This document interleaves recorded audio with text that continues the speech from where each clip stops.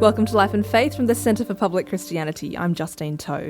And I'm Natasha Moore. Well, earlier this year, the story of domestic abuse within church communities made headlines across the country.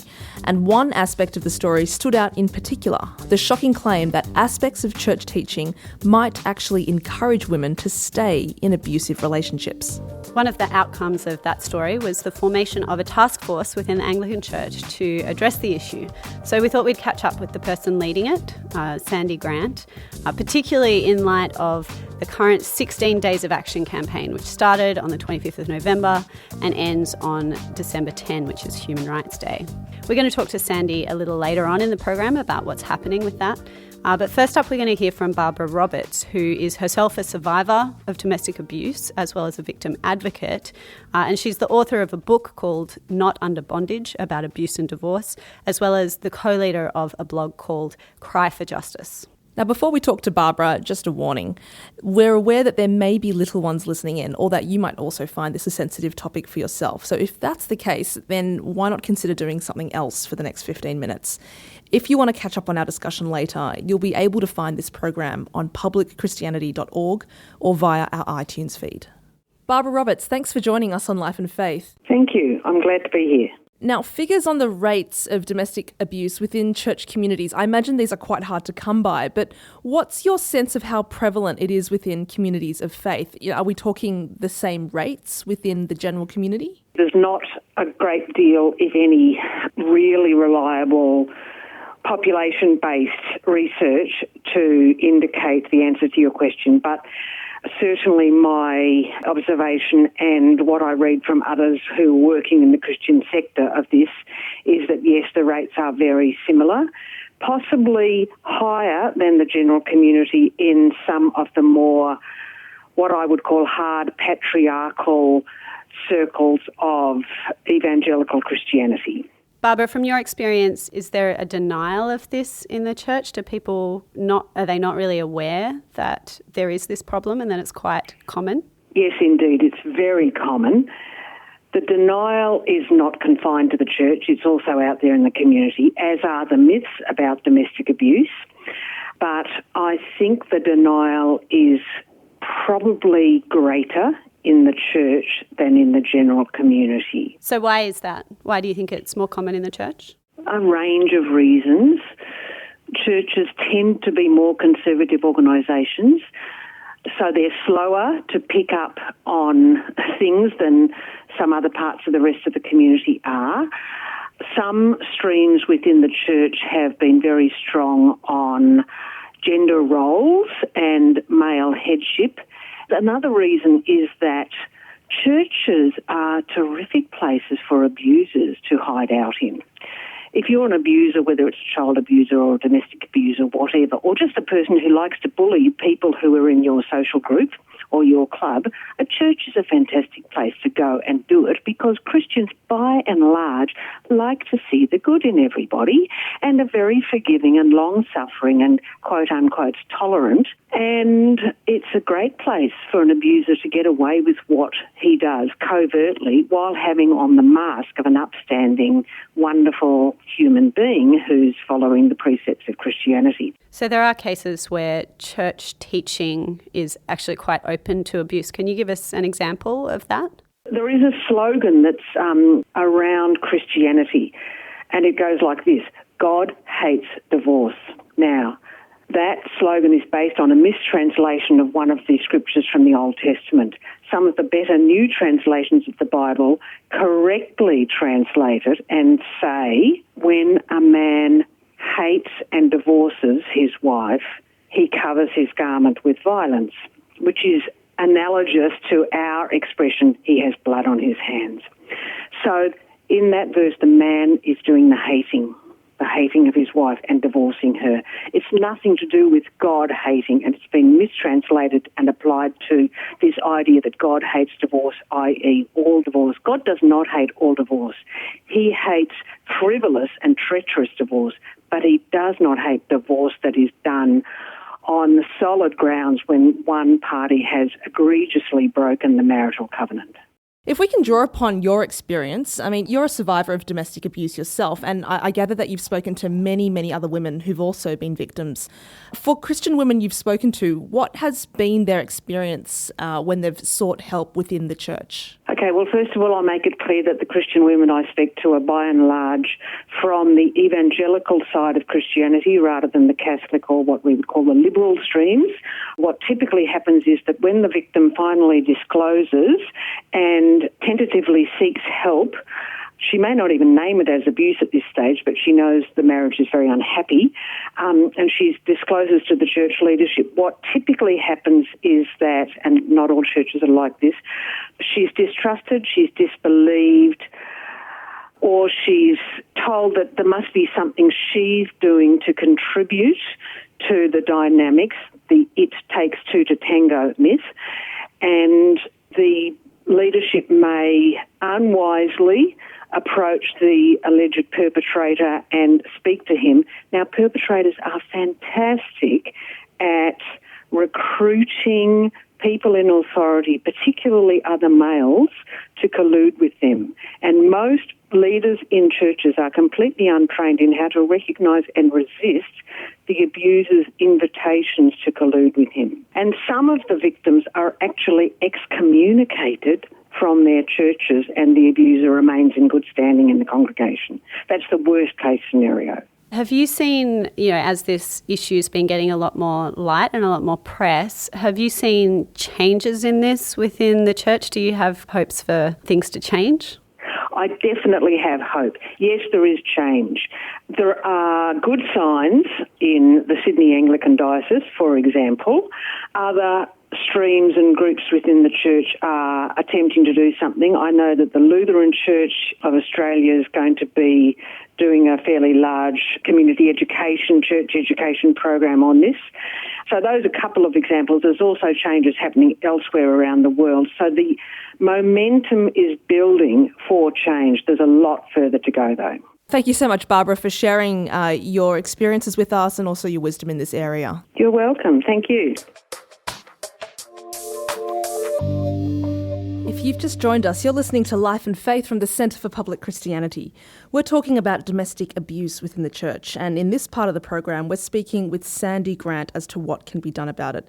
Sandy is Senior Minister of St Michael's Cathedral in Wollongong, and he's also heading up the Sydney Anglicans Task Force on Domestic Abuse. Sandy, welcome to the program. Thanks, Justine. Now, back in 2013, you called for better education of clergy in training colleges on how to deal with domestic abuse. Now, training up the next generation of church leaders is really important, but you've said yourself that when some victims have actually approached ministers for advice, that they have actually been encouraged to stay in abusive relationships. So can you tell us more about that? What is your sense about what church leaders are currently telling women? In 25 years of ministry, I've never heard any preacher say that domestic abuse is acceptable or that people should just stay. But I've certainly heard from friends and other contacts that that's been their experience. I think it's much less the case now that the general public awareness has also been impacting the church community, and people are far more quickly encouraged to get to a safe place and to seek help, including going to the police, that no one has to submit to domestic violence. So, Sandy, you're now chairing a task force within the Sydney Anglican Diocese on domestic abuse. How did that come about, and what's the aim of the task force? I was convinced that our responses hadn't always been adequate, in one way because I know my own responses as a pastor to difficult issues. I wasn't always sure what to do, and I'd received no education during theological training or afterwards specific to this issue, which is a particular and complex one. And so I thought that we should do better. I also know that although I think the teachings of the Bible are good and can be applied in beautiful ways, that they can be twisted or misunderstood.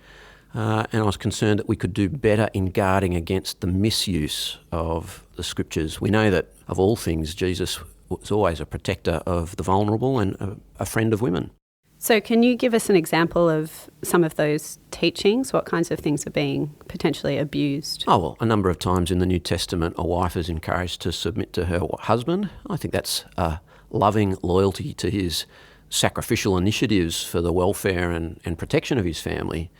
The Bible never says husbands should make their wives submit, but some men have taken that and assumed that and disobeyed the explicit teaching of Scripture to love their wives sacrificially to protect them, and instead have forced themselves in various abusive and aggressive ways on their wives. It's just completely unacceptable. It's a twisting of Scripture, but it has happened. The Christian story is also one that values, self-sacrifice and the patient endurance of sufferings. And it does occur to me that women can often second-guess themselves, and particularly if they've been in abusive relationships, that would even be more the case. So how do you reconcile, or how do you make sense of that? On the one hand, there is a Christian story that values sacrifice, and on the other hand, women might feel particularly, that they need to stay in a terrible situation. Sure, Justine, there's a couple of things there. We certainly do value sacrifice, and in fact that can be a trap for the man as well. Sometimes the man is emotionally abused or even physically abused, and the call for him to lay down his life in sacrifice can mean he stays. That's a minority case, but it can work in both directions. More broadly, I think that there's a deep desire within all people for relationships and for good relationships, and they understand that will mean that reconciliation and things like forgiveness have some value and should be explored. And so that impulse is towards hanging on in relationships often. That's not just a Christian thing, although Christians especially value forgiveness, the Lord's Prayer, forgive us our trespasses. But I think it's a more community-wide thing. We saw that even just recently in Sarah Ferguson's documentary hitting home, where women outside I could see any particular faith context still felt strong impulses to stay. They wanted their relationship to succeed if possible. In the Christian churches, we have to note the particular causes that might make people more vulnerable to staying when they should go. Yeah, it makes it a really complex issue, doesn't it, that it's kind of Sure. to do with these intimate relationships. So you've actually been interested in and campaigning for better responses to these situations within the church for a while. How did this become something that you were passionate about and decided that change was necessary on? I think one of the things that is almost unique to the pastor's role is that when someone comes with a problem in this area, they're wanting him to fulfil several responsibilities. They want him to be the pastoral carer for them in their grief and their distress, but they also want him to be the bringer of some kind of justice in terms of their complaint. When Christians value things like fairness as well as care for the vulnerable, you then start getting into, is the pastor an investigator? Is he the adjudicator, the judge?